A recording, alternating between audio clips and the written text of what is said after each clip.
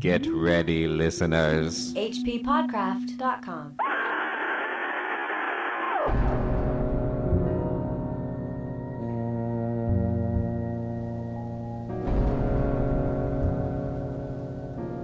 We were sitting on a dilapidated 17th century tomb in the late afternoon of an autumn day at the old burying ground in Arkham and speculating about the unnamable. These guys should get a podcast. I want to hear what they're talking about. Randolph, what do you think this thing is called? Joel, it's Unnamable. Right, but if you're calling it the Unnamable, Randolph, isn't that its name then? Well, yeah, is it really the name? It's not a name. It's kind of A designation. yeah, what you're calling it. That, of course, is the name of the story as well. Oh, right, yeah. The Unnamable. Which is a name. Yes. The Unnamable is the name of the It's the story. name of the story. And who are you, sir? My name is Chad Pfeiffer. And you? Chris Lackey, one of the co-hosts of the H.P. Lovecraft Literary Podcast. We're here at hppodcraft.com, and of course, this story, The Unnamable, is by the author, H.P. Lovecraft. It is. And that reader who read that opening sentence of the story is Bruce Green. Yeah, he's read for us before. Yes, he has. He read From Beyond. And he's back. He is. From Beyond. I'm not kidding, though, that this little conversation is something like a podcast, because you've got these two guys out on this tomb, and they're not really having any real conversation. No. It's more produced in a sense. I mean, it's more like a dialogue in the classical sense, where Lovecraft is trying to get something across by having two characters talk. Right, yeah. And they're really discussing the writing of H.P. Lovecraft. Right. Yeah.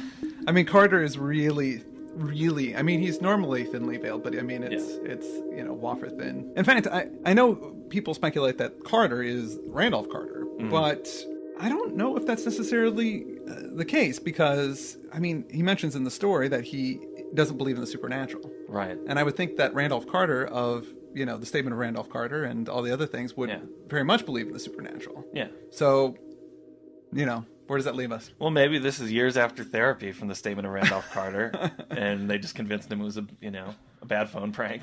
None of that stuff really happened.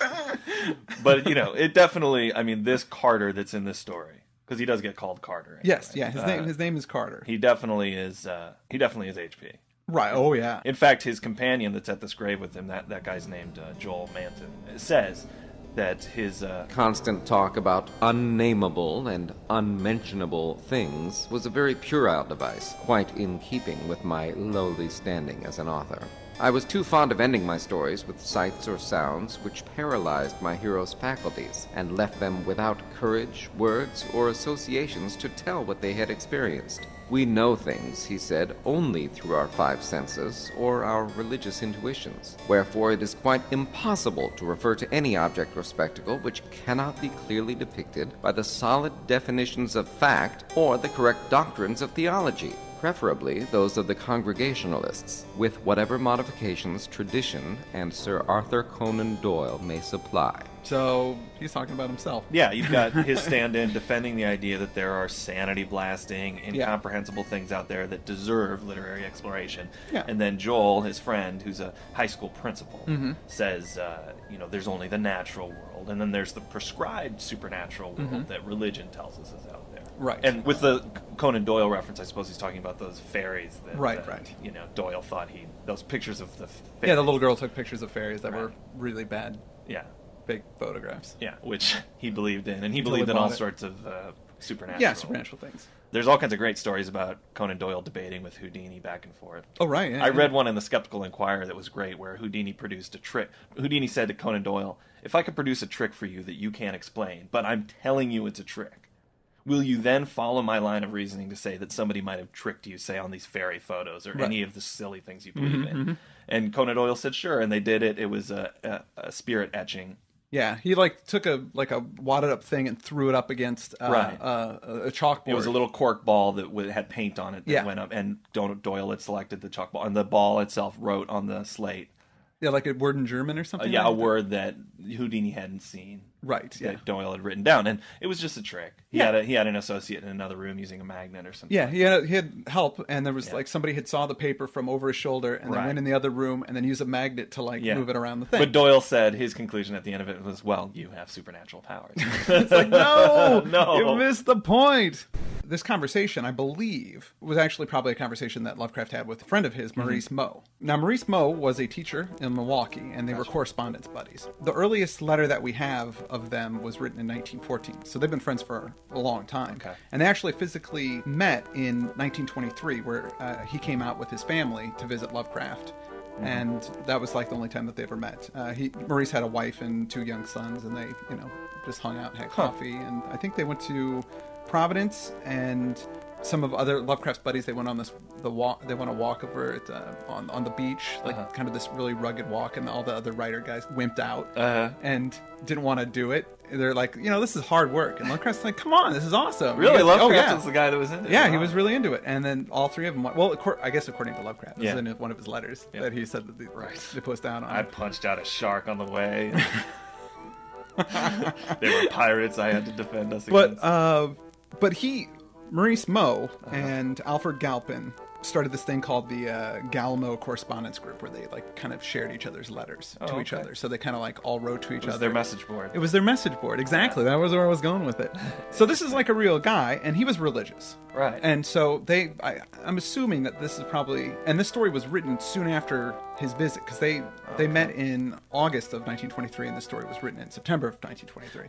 It was his view that only our normal, objective experiences possess any aesthetic significance, and that it is the province of the artist not so much to rouse strong emotion by action, ecstasy, and astonishment, as to maintain a placid interest and appreciation by accurate, detailed transcripts of everyday affairs. Especially did he object to my preoccupation with the mystical and the unexplained, for although believing in the supernatural much more fully than I, he would not admit that it is sufficiently commonplace for literary treatment.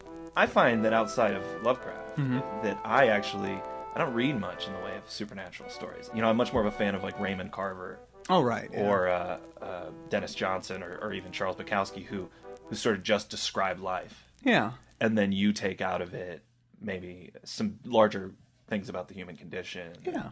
I mean, I do enjoy that stuff, but I really do enjoy the fantastical stuff. I read lots of schlocky, horror, science fiction, fantasy kind of. And those stuff. things work as metaphors to explore the same thing. Oh, absolutely. But I mean, it gets down to what's the purpose of art and literature, and a lot of people feel that it provides people with sort of imaginary frameworks through which they can process life, because life is incredibly random in its real state, and stories sort of have rules, and we can use those to examine feelings and issues in sort of a safe place, even though we might not be doing that consciously. But to Joel's point, when you have a story about things that are so far from reality, not only can the reader not relate to them, but the writer can't describe them. Right. How is that really helping me? Yeah. I mean, how can I really get into that? At the end of the story, you just said, well, I don't really know what happened. I went crazy. And that, to me, I can't process my own human experiences through that. Yeah, and I see it puts you in a weird position, because I personally kind of agree with him on this. Right. I like the idea of something being unexplainable. If I saw it or experienced it, but I couldn't explain it to you, it was so beyond anything I've ever seen. I don't have anything to relate it to. Yeah. But it's just, that's not true. You still would be able to relate it to something. You know what I mean? And it says in the story. Besides, he was almost sure that nothing can be really unnameable. It didn't sound sensible to him. Right. And I agree with him. I mean, I love Lovecraft, but in reality, I think everything can be at least somewhat described. And Lovecraft would probably counter, yes, but do you want to try and do that? Because if you try, you will fail. Because this is beyond our human faculties to do. And don't you cheapen the actual horror of the thing by even trying, Well, in the stories, I agree. Absolutely. Yeah. In the stories, I love it. Yeah. But in the reality of it, it's just not possible. Because if you experience it, then you had to experience with one of your 5 senses. Yeah. I would still be able to, because if you experience it through that filter, and then through that filter, I can correlate it to things that Right. Our Lovecraft stand-in is getting very frustrated with what you're saying, and something about the day makes him want to hit back. So he does. It was not, indeed, difficult to begin a counterattack, for I knew that Joel Manton actually half clung to many old wives' superstitions which sophisticated people had long outgrown. beliefs in the appearance of dying persons at distant places, and in the impressions left by old faces on the windows through which they had gazed all their lives. The appearance of dying persons at distant places just made me think of that old Time Life commercial where it was like, somebody burns their hand on a hot stove 100 miles away. Her sister feels the same pain. Coincidence? Yeah, Wasn't that how that went? Yeah, there was like four boys are walking in the woods. Suddenly, one of them levitates. Yeah, is lifted by unseen forces. Coincidence? All right. I'm gonna say this, and most people would probably think I'm nuts. Now, I'm not a huge fan of this story, The Unnamable. Okay.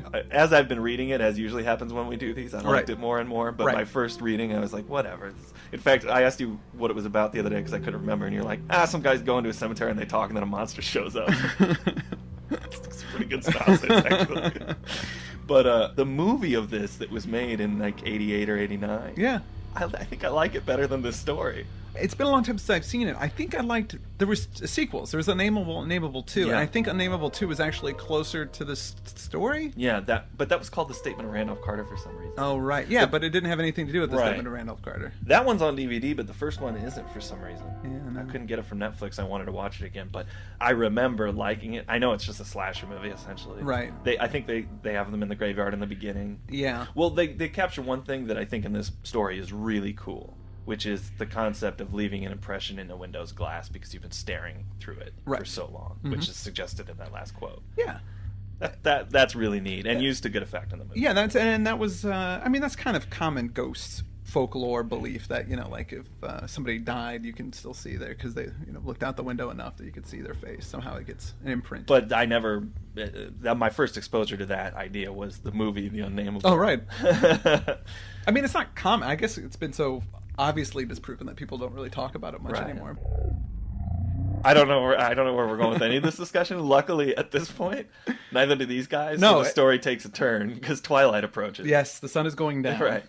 And Carter says that after his friend had finished his scoffing, he wanted to give him some real evidence on a story at which he had scoffed the most. It was funny.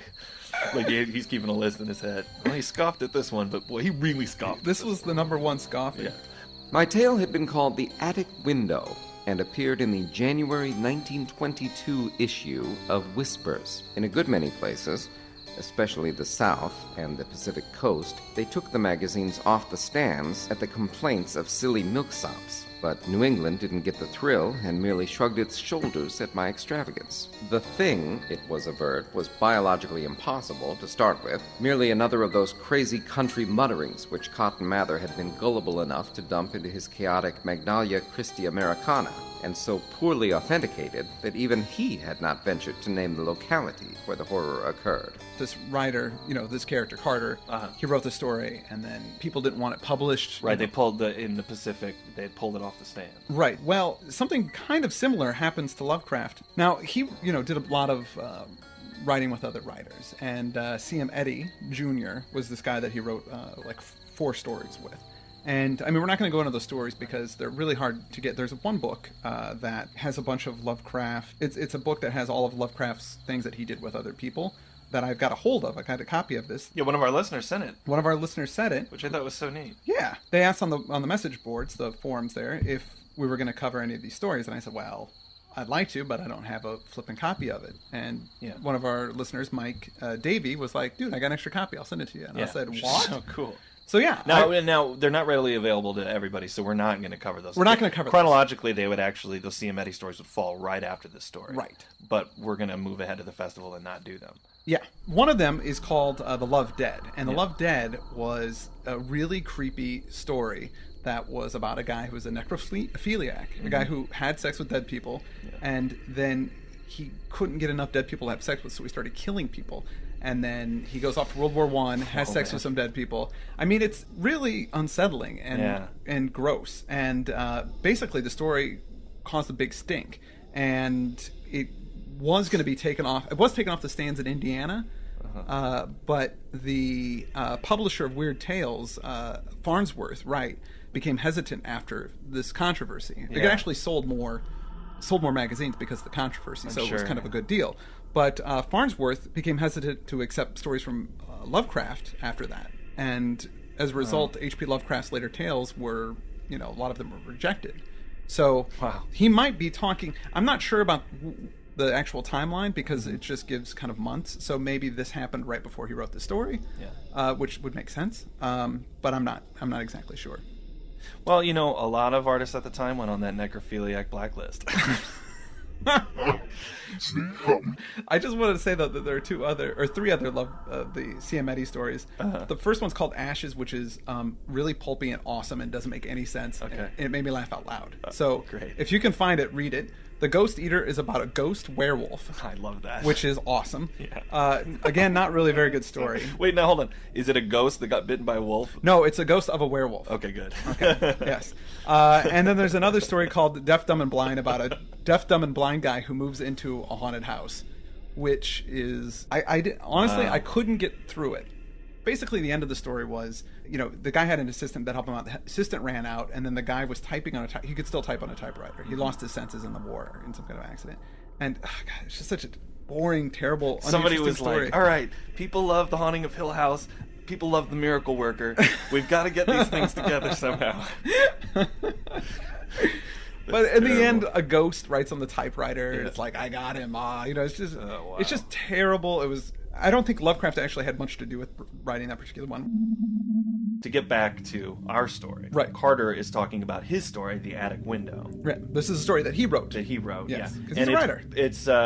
It takes something that was mentioned in Cotton Mather's book about some freakish kid that had been born in the Massachusetts colonies, but that's all that Mather touches on. And in Carter's story, the thing had grown up. It was out looking in people's windows at night. It was locked away in the attic of a house where it had been looking out of that window, and somebody centuries later had looked at the window where it had been, and their hair went all gray from what they saw. Right. Well, I mean, which I love that effect. It's great to see that finally in a Lovecraft story where somebody's hair instantaneously goes white. Yeah. But and people accused him of that being cheap sensationalism. But then Randolph pulls back the curtain a bit and says, hey, I found an old diary kept from 1706 to 1723. Yeah. And I also from his family. From my family. Yeah. And I also know about some scars on one of my ancestors' chest and back. Something had caught my ancestor on a dark valley road, leaving him with marks of horns on his chest and of ape-like claws on his back. And when they looked for prints in the trampled dust, they found the mixed marks of split hooves and vaguely anthropoid paws. Once a post-rider said he saw an old man chasing and calling to a frightful, loping, nameless thing on Meadow Hill in the thinly moonlit hours before dawn, and many believed him. Certainly there was strange talk one night in 1710, when the childless, broken old man was buried in the crypt behind his own house, in sight of the blank slate slab. They never unlocked that attic door, but left the whole house as it was, dreaded and deserted. When noises came from it, they whispered and shivered and hoped that the lock on the attic door was strong. Then they stopped hoping when the horror occurred at the parsonage, leaving not a soul alive or in one piece. With the years, the legends take on a spectral character. I suppose the thing, if it was a living thing, must have died. The memory had lingered hideously, all the more hideous because it was so secret. In Mather's story, some beast with a blemished eye gave birth to something with a blemished eye. Right. That's what we know. And what he didn't report about, Carter says, is that there was this locked attic door that the people whispered about in this house, and tales about this blemished eye that people saw in their windows at night. And there was a kid who entered this abandoned house that's rumored about in 1793, and he went nuts. Yeah, so that's pretty creepy. All of this is just to say, hey man, I based that story on something that a lot of evidence suggests really happened. Right. And then Joel's like, well, I mean, that's a story. Come on. There's no evidence there. You know what I mean? I mean, he maintains that, yeah, there could have been a deformed kid or something. Yeah, exactly. But was it so unnameable? Right, yeah. Come on. And Carter says, yeah, but there are also these stories about vapors and shapeless apparitions that people talk about on the grounds. I mean, what do you say to that? Yeah. And then we get some dialogue, which is nice.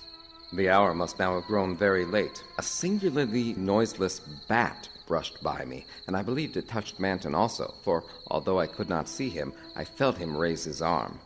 Presently he spoke. But is that the house with the attic window still standing and deserted? Yes, I answered. I have seen it. And did you find anything there, in the attic or anywhere else? There were some bones up under the eaves.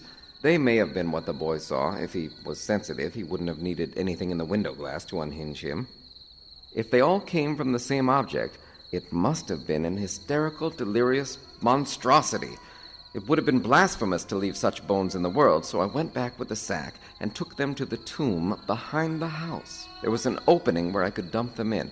You ought to have seen that skull. It had 4-inch horns, but a face and jaw something like yours and mine. At last I could feel a real shiver run through Manton, who had moved very near, but his curiosity was undeterred. And what about the window panes? They were all gone. One window had lost its entire frame, and in the other there was not a trace of glass in the little diamond apertures. They were that kind, the old lattice windows that went out of use before 1700. I don't believe they've had any glass for 100 years or more. Maybe the boy broke them, if he got that far. The legend doesn't say. Manton was reflecting again. I'd like to see that house, Carter. Where is it? Glass or no glass, I must explore it a little. And the tomb where you put those bones and the other grave without an inscription. The whole thing must be a bit terrible. You did see it. Until it got dark.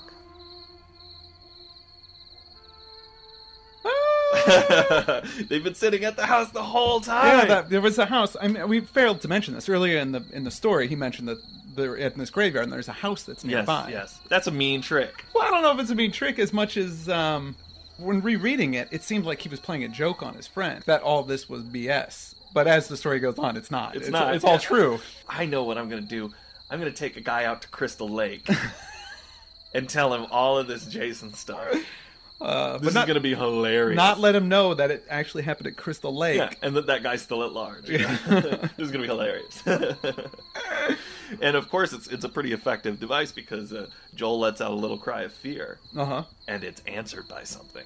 And they hear a window frame open from the attic. Then came a noxious rush of noisome, frigid air from that same dreaded direction, followed by a piercing shriek just beside me on that shocking rifted tomb of man and monster. In another instant, I was knocked from my gruesome bench by the devilish threshing of some unseen entity of titanic size but undetermined nature, knocked sprawling on the root-clutched mold of that abhorrent graveyard, while from the tomb came such a stifled uproar of gasping and whirring that my fancy peopled the rayless gloom with Miltonic legions of the misshapen damned. There was a vortex of withering, ice-cold wind, and then the rattle of loose bricks and plaster, but I had mercifully fainted before I could learn what it meant.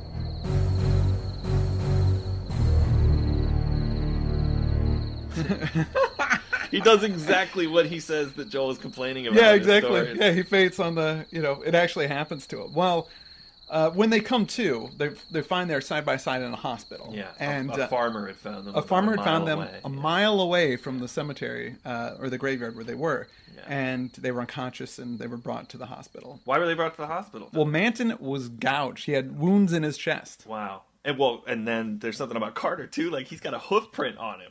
It reminded me of an old joke. I'm not going to tell. Well, tell it. All right. This whole story reminded me of an old joke that's terrible about a man and a woman are out visiting a fallen friend at the graveyard. And they're there for a long time, and so they start to get kind of randy, and they decide to just, do it right there on one of the tombs. And later, the woman is complaining of some back pain, so she goes to the doctor. And he examines her, and he says, well, I can see the source of the pain. It says right here on your ass that it died in 1792. That's a lame joke. That's a really lame joke. Right, Carter. But anyway, so Carter has hoof prints on him. Yeah. And this prompts some more dialogue. After the doctors and nurses had left, I whispered an awestruck question. Good God, Manton, but what was it? Those scars, was it like that? And I was too dazed to exult when he whispered back a thing I had half expected. No, it wasn't that way at all. It was everywhere. A gelatin, a slime. Yet it had shapes, 1,000 shapes of horror beyond all memory. There were eyes and a blemish. It was the pit, the maelstrom, the ultimate abomination. Carter, it was the Unnamable. course, last sentence in italics there. Yes, exactly. And that's the end of the end of the story. To me, this seems like a joke. Like Lovecraft kind of is poking fun at himself and then writes a story where the characters, it's like a story within a story. Yeah. I know, and you know what? I like it now more. Just even in having this discussion. Joshi said that this story was a satire of the stolid bourgeois unresponsiveness of the weird tale. There is some kind of stuck-up stuff in this story where he's like, average sun dwellers. I don't remember what he says. Normal, mundane people. They just don't get it. Yeah. They don't get it. Yeah.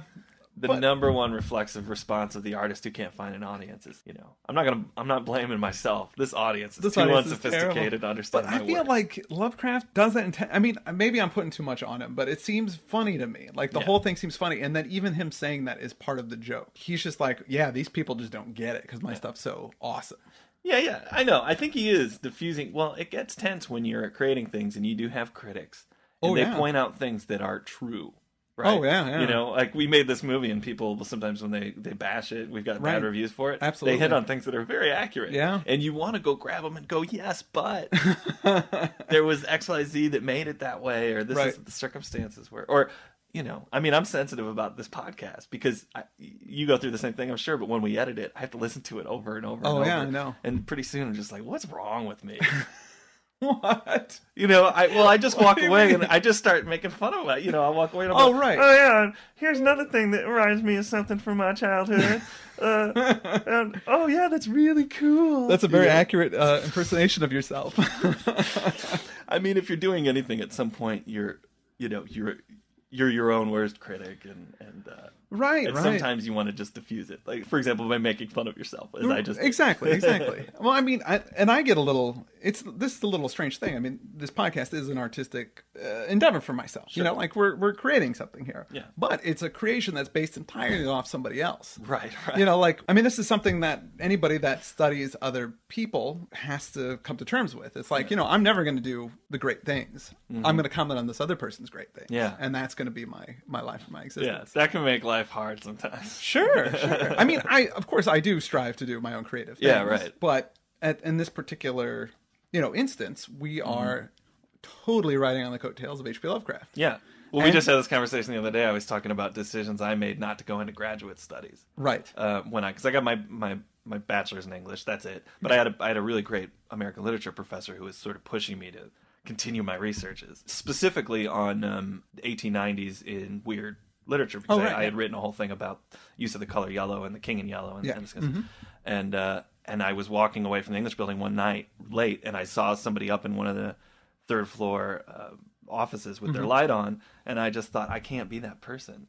I don't want to be this person who's up there poring over. I don't want to be the expert on Chaucer. Right. Yet here I am, Right, yeah.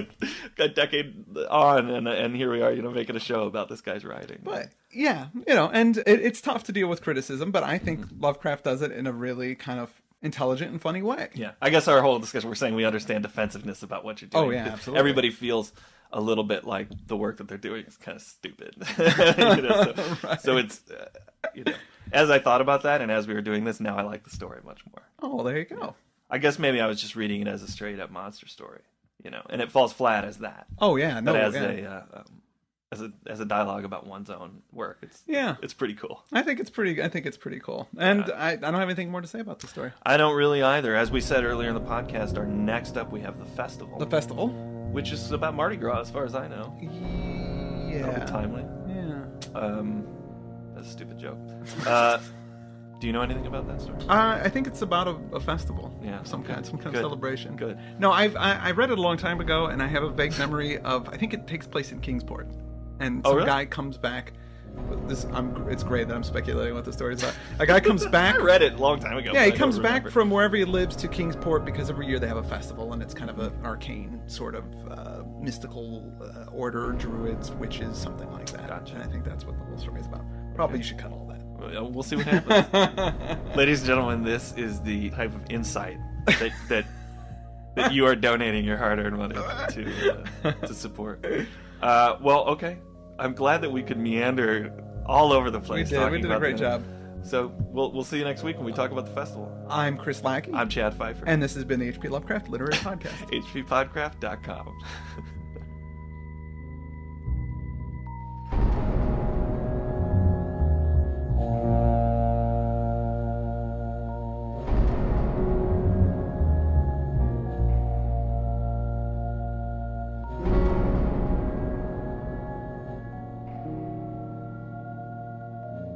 hppodcraft.com.